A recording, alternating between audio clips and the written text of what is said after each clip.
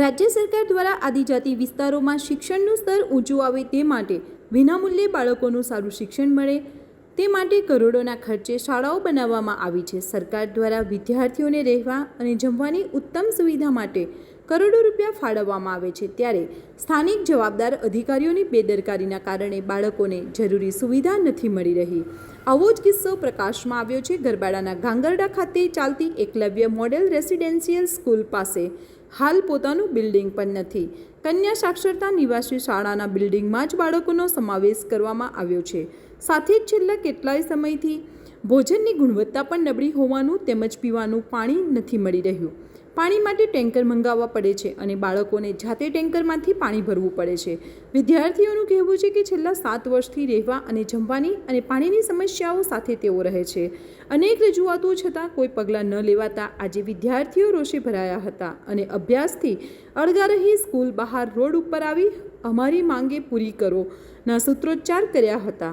વિદ્યાર્થીઓ હડતાલ ઉપર ઉતર્યા હોવાની જાણ ઉચ્ચ કક્ષાએ થતાં પ્રાયોજના વહીવટદાર કચેરી દાહોદના અધિકારીઓ શાળાએ પહોંચ્યા હતા અને વિદ્યાર્થીઓની રજૂઆત સાંભળી સમસ્યાઓનું નિવારણ લાવવા અંગે ચર્ચા કરી સમજાવટ બાદ મામલો થાળે પાડ્યો હતો। પરંતુ જો આ સમસ્યાઓ યથાવત રહી તો આગામી સમયમાં વિદ્યાર્થીઓ ફરીથી આંદોલનના માર્ગે આવે તો નવાઈ નહીં।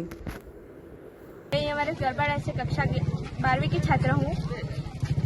मैं ये बोलना चाहती हूँ, यहाँ इतनी सारी समस्या है, वे भी 7 सालों से, कम 2 सालों से, 1.5 महीने से नहीं है, पूरे 7 सालों से यहाँ खुद का कैंपस नहीं है, खुद का इंस्टीट्यूशन नहीं है, कुछ भी नहीं है।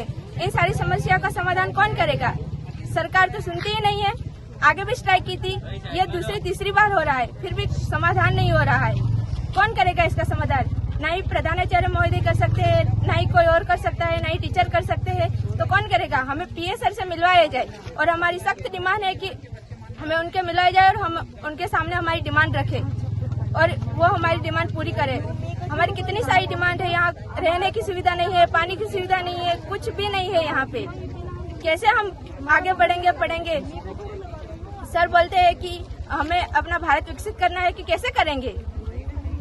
हम यहाँ इतनी सारी समस्या का समाधान करते करते इतने तक 12वीं कक्षा तक मैंने तो 7 साल निकाल दिए इधर।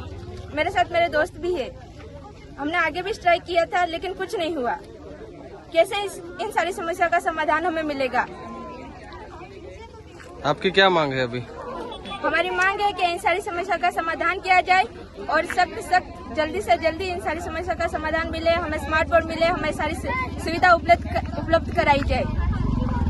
મારું નામ પરમાર ધ્રુવી છે। હું 12મા ધોરણમાં અભ્યાસ કરું છું। અમે અહીંયા 7 વર્ષથી ભણીએ છીએ પણ કોઈ પણ પ્રોબ્લેમનું સોલ્યુશન અહીંયા થયું નથી, જેમ કે પાણીની, ભણવાની, પછી રહેવાની સમસ્યા પણ બહુ છે। અમે સ્કૂલ બિલ્ડિંગમાં રહીએ છીએ હમણાં અત્યારે, એની લેબમાં રહેવાની સુવિધા નથી, ખુદનું કેમ્પસ જ નથી અહીંયા। बोलो, શું નામ છે તમારું? नमस्कार, मेरा नाम है बिलवाल विपुल। हम ये हमारे गरबाड़ा में अभ्यास करते हैं। 2019 से आज तक हमारे स्कूल चल रहे हैं, लेकिन हम JLRS कैंपस में रह रहे हैं। आज तक हमारी खुद की स्कूल बिल्डिंग नहीं बनी है, ताकि हम कहना चाहते हैं कि जो भी लाइव देखते हैं उनको पता चलना चाहिए कि ये हमारे गरबाड़ा में आज तक स्कूल बिल्डिंग नहीं बनी है। हमारी डिमांड है कि हमारी स्कूल बिल्डिंग जल्दी बन जाए, जितना हो सके उतना। और जो लड़कियाँ होती है JLRS कैंपस में रहती है, वो भी स्कूल बिल्डिंग में 3rd फ्लोर पर, और वहाँ पर पानी नहीं आता है, इसलिए सुबह सुबह में लड़कियाँ नीचे से पानी ले जाती है और जो 6th स्टैंडर्ड वाली बच्चियां हैं उन लोगों को काफ़ी समस्या का सामना करना पड़ता है, क्योंकि वो ले नहीं जा सकते ऊपर तक। धन्यवाद।